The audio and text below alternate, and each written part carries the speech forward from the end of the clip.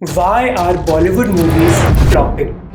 अक्षय कुमार की सम्राट पृथ्वीराज मूवी ने बनाए 57 करोड़ जिसका बजट था 300 करोड़। आमिर खान की लाल सिंह चड्ढा ने 2 हफ्तों में कमाए 60 करोड़ जबकि बजट था 180 करोड़। और कंगना रनौत की धाकड़ मूवी ने केवल 2.5 करोड़ रुपए कमाए जिसका बजट था 80 करोड़ रुपए। बॉक्स ऑफिस पर बॉलीवुड मूवी स्ट्रगल कर रही है। इसके बावजूद कि कई फिल्म्स में बड़े बड़े स्टार्स हैं और रणवीर सिंह भी इस चीज को लेकर टेंशन में है। Right now everybody has just been big question mark on their forehead कि क्या करना है भैया, ये नहीं काम कर रहा है, वो नहीं काम कर रहा है। 2022 में 31 में से करीब 22 हिंदी मूवीज फ्लॉप हुई हैं और उन्होंने 50% से ज्यादा इन्वेस्टमेंट अपनी खो दी है। बस 2 ही मूवीज हैं जो ब्लॉकबस्टर्स रही हैं, जिनमें से एक कन्नड़ा फिल्म KGF 2 का डब वर्जन है। इस साल हिंदी फिल्म्स का बॉक्स ऑफिस कलेक्शन करीब आधा था 2019 के कंपैरिजन से। इसके अलावा RRR, पुष्पा और KGF जैसी मूवीज बॉक्स ऑफिस पर बहुत अच्छा परफॉर्मेंस कर रही हैं। तो लोग बॉलीवुड मूवीज को क्यों नहीं देख रहे? कई लोगों की डिफरेंट थ्योरीज हैं। कुछ लोग कहते हैं कि ये इसलिए है क्योंकि बॉलीवुड एंटी हिंदू है। दूसरे लोग कहते हैं कि बॉलीवुड में नेपोटिज्म है। तो प्रॉब्लम है क्या?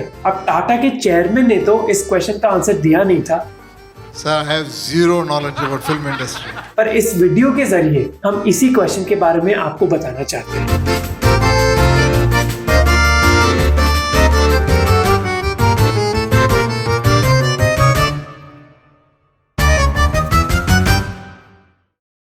अब क्योंकि इसके बारे में कई थ्योरीज है, पहले उन थ्योरीज को डिस्कस करते हैं जिनसे मैं इतना अग्री नहीं करता।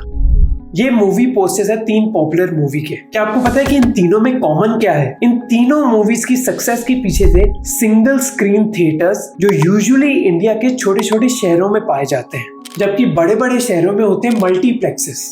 एक्सपर्ट्स के हिसाब से इन फिल्म्स का 40 से 60% रेवेन्यू सिंगल स्क्रीन थिएटर से आया था। और popular film critic Anupama Chopra मानती हैं कि हिंदी फिल्म्स का परफॉर्मेंस इतना अच्छा इसलिए नहीं जा रहा है क्योंकि वो अभी बस अर्बन ऑडियंसेस को टारगेट कर रही हैं और उस ऑडियंस से कनेक्ट नहीं हो पा रही है जो छोटे छोटे शहरों में रहते हैं। जैसे गहराइया का एग्जाम्पल लीजिए। क्या आपको लगता है कि ये फिल्म ऐसी ऑडियंस को अपील करेगी जो छोटे छोटे शहरों में रहती है? हेतल पटेल जो महालक्ष्मी सिनेमा के ओनर है नासिक में, वो कहते हैं कि सिंगल स्क्रीन ऑडियंस मासी चीजें चाहती है, ना कि क्लासी चीजें। उनको एक्शन चाहिए, गाने चाहिए और हीरोइक डायलॉग चाहिए, जो संजू और रेस 3 में हमें देखने को मिला। वो नहीं जानते उस रेस का सिकंदर मैं हूं।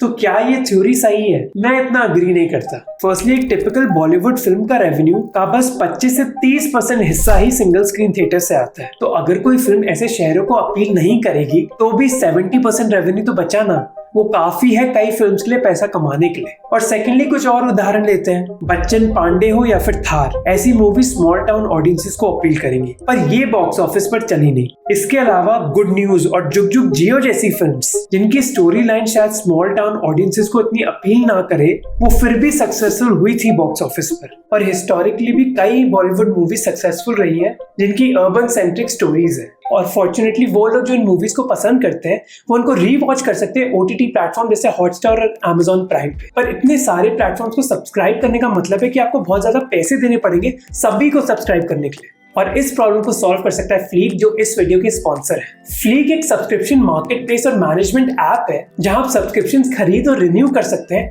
40% के डिस्काउंट्स तक। और OTT सब्सक्रिप्शन ही नहीं, आप वॉल स्ट्रीट जर्नल या फिर मिंट जैसे न्यूज़पेपर्स का भी सब्सक्रिप्शन ले सकते हैं और स्किल शेयर और कल्ट फिट का भी। ये सारे ही सब्सक्रिप्शंस आप मैनेज कर सकते हैं फ्लीक ऐप पर। और फ्लीक का बेस्ट पार्ट है उनका एक्सक्लूसिव बंडल्स फीचर, जिससे आप 4 सब्सक्रिप्शंस एक साथ खरीद सकते हो, वो भी एक अच्छी कॉस्ट पे। फॉर एग्जांपल, आप Hotstar, discovery plus, alt Balaji और हिंदुस्तान टाइम्स खरीद सकते हो बस 2 सब्सक्रिप्शन की कॉस्ट पर। आप खुद ही इस ऐप को चेकआउट कर सकते हो, लिंक डिस्क्रिप्शन में है। पर आपके लिए एक एक्सक्लूसिव ऑफर भी है। अगर आप मोहक 100 का कूपन कोड यूज करोगे जिससे आपको 100 रुपए का डिस्काउंट मिलेगा अगर आपकी ऑर्डर वैल्यू 450 रुपए से ज्यादा है। So download the app, link description में है। Don't forget to use my code. अब बात करते हैं एक दूसरी थ्योरी की। इन सारे लोगों को देखिए, ये सभी लोग लाल सिंह चड्ढा को बॉयकॉट कर रहे हैं क्योंकि वो मानते कि आमिर खान एंटी हिंदू है। जो हिंदू है वो कोई नहीं देखना, ना हम देखने देने का हम भी चाहेंगे।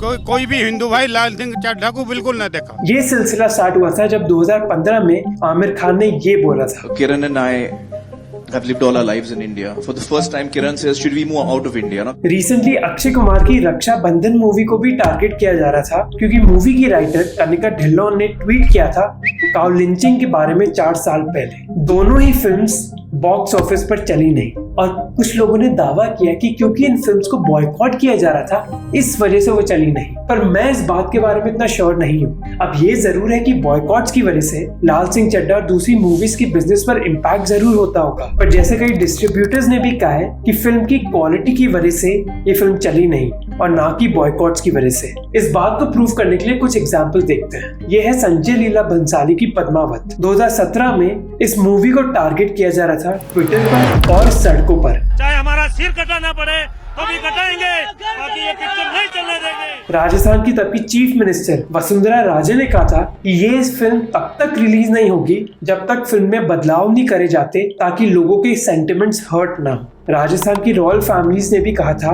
कि इस फिल्म को कैंसिल कर देना चाहिए। But the peaceful protests that are going on where people are asking or demanding for the fact that this movie be banned is certainly something that we do support. पर इसके बावजूद पद्मावत ने 570 करोड़ रुपए कमाए बॉक्स ऑफिस पर, जिसने इस movie को संजय लीला भंसाली की सबसे बड़ी हिट मूवी बना दिया। फिल्म पद्मावत के लिए श्री संजय लीला भंसाली को रजत कमल दिया जाता है। अब एक और एग्जाम्पल लेते हैं। इस बयान देने के करीब 1 साल बाद आमिर खान की मूवी आ रही थी दंगल। इस मूवी को भी बॉयकॉट करा जा रहा था ट्विटर पर और कई राइट विंग ग्रुप्स ने सड़कों पर भी प्रदर्शन किया। बीजेपी के नेशनल सेक्रेटरी ने तो ये तक कहा, तो एक इलाज हुआ, दूसरा इलाज अभी बाकी है, दंगल में मंगल करना है, ध्यान रखना सब लोग। पर इसके बावजूद इस मूवी ने 2000 करोड़ रुपए कमाए पूरी दुनिया में और ये बन गई आमिर खान की सबसे बड़ी मूवी, जो हमें दिखाता है कि ये लोग जो ये मानते कि बॉयकॉट करने से मूवी के परफॉर्मेंस पर बहुत बड़ा असर पड़ता है,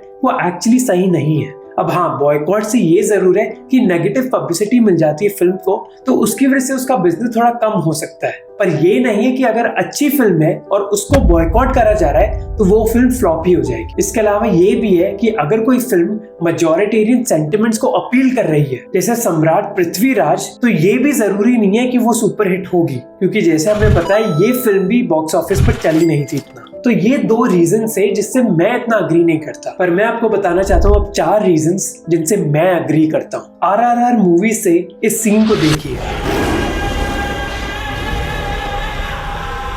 बस ऑडियंस ने ही इन विजुअल्स को पसंद नहीं करे थे, बल्कि फॉरेन और बॉलीवुड डायरेक्टर्स ने भी। Rajamouli is clearly the biggest Indian filmmaker today. Film critic Suchitra Tyagi ने रिसेंटली कहा था कि अगर वो एक मूवी थिएटर जा रही हैं, तो वो एक आउट ऑफ बॉडी एक्सपीरियंस चाहती हैं, एक रोलर कोस्टर राइड चाहती हैं। वो बेसिकली ये कहना चाहती हैं कि अगर हम एक मूवी देखने जा रहे हैं थिएटर में, तो एक बड़े स्केल में एक विजुअल एंटरटेनमेंट होनी चाहिए और ऐसी फिल्म बनाने के लिए एफर्ट भी चाहिए और बहुत पैसा भी।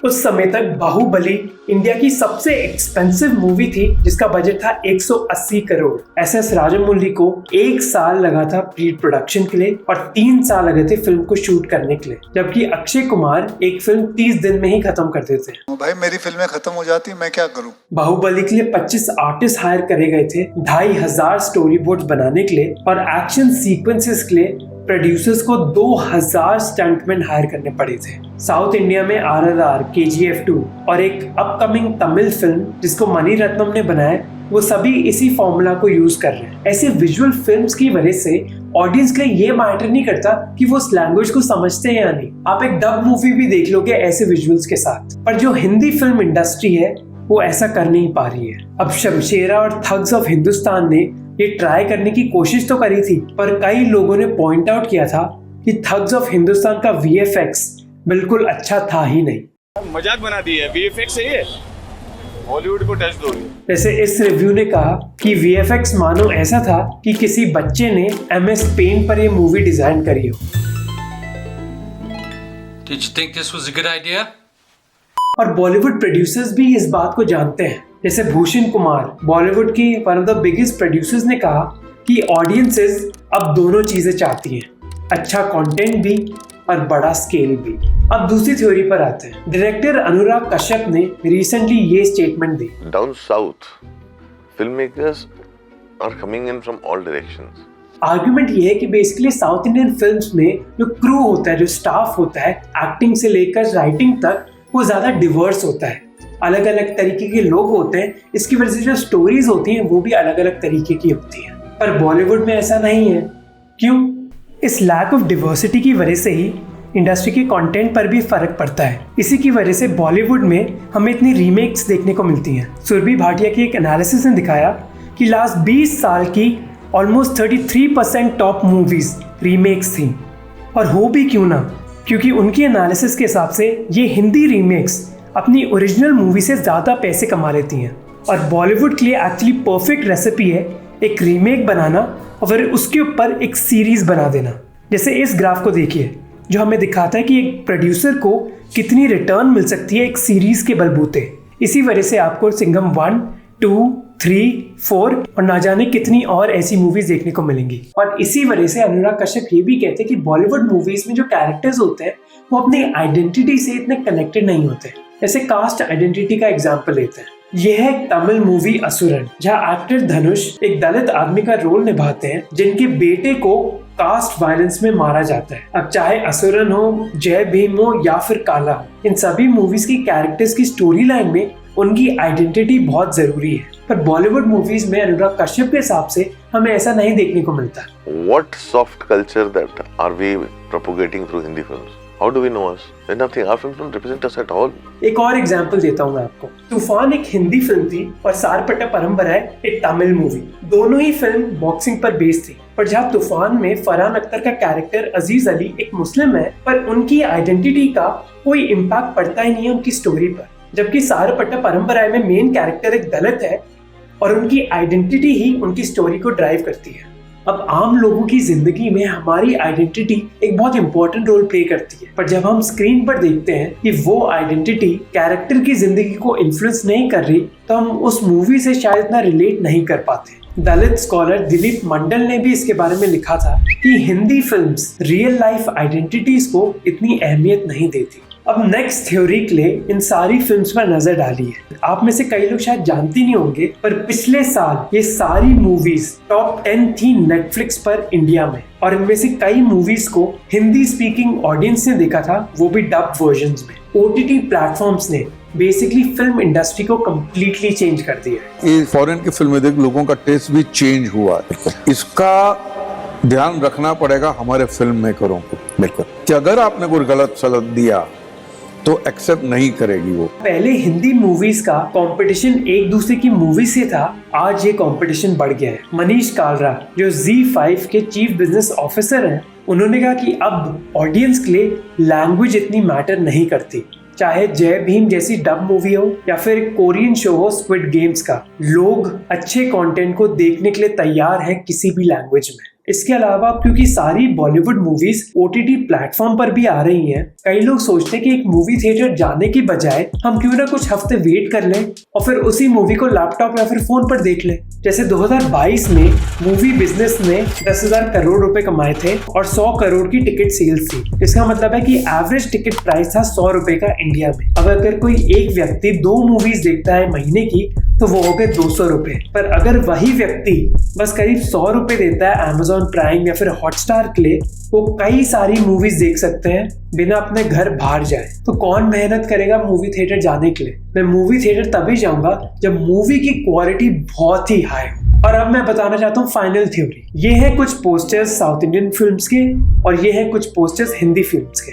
अब इन दोनों में आपको कोई डिफरेंस दिख रहा है? वापस देखिए, साउथ इंडियन फिल्म्स में कई स्टार्स एक साथ काम करते हैं, जबकि हिंदी फिल्म्स में मेल स्टार्स यूजुअली सोलो होते हैं। और कई लोग कहते हैं कि इसकी वजह से बॉलीवुड फिल्म्स इतनी चल नहीं रही। In our Hindi cinema, actors are very scared of doing 2 heroes, 3 hero film. Right. I don't know why.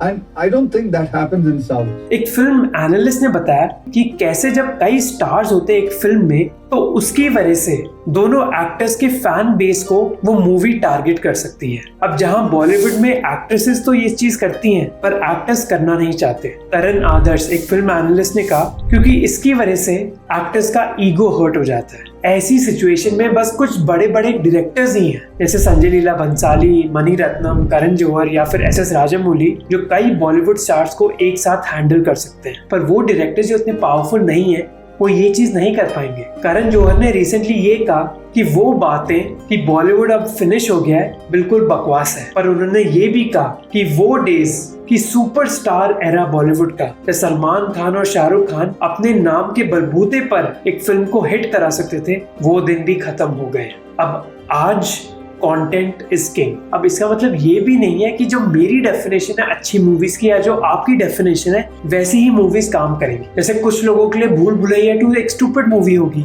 पर बॉक्स ऑफिस पर तो वो बहुत चली। बेसिकली आपको ऐसा कंटेंट बनाना पड़ेगा अब जिससे लोग अपने बिस्तर से उठे, और ये चीज करने के लिए बॉलीवुड प्रोड्यूसर्स को ध्यान से सोचना होगा, और इसमें पहला कदम हो सकता है अपने टैलेंट को diversify करना। This year is just for us to have more belief in the fact that, you know, it's okay to put your time, your energy and your belief in your content rather than chasing after like big names. और इसी के साथ hopefully Ranveer Singh को अपना answer मिल गया हो जो उनको टाटा के चेयरमैन से नहीं मिला। तो होपफुली आपको ये वीडियो इन्फॉर्मेटिव लगा होगा। अगर आप इधर तक आ गए हैं तो please subscribe to our channel, उसी की वजह से हम ग्रो कर पाते हैं। तो मेरे लिए please hit the subscribe button. और अगर आपको ये वीडियो अच्छा लगा तो आपको ये वीडियो भी अच्छा लगेगा या हम बात करते हैं कि आजकल के बॉलीवुड सॉन्ग्स इतने अजीब क्यों हो गए। तो इस वीडियो को देखना आपको जरूर पसंद आएगा।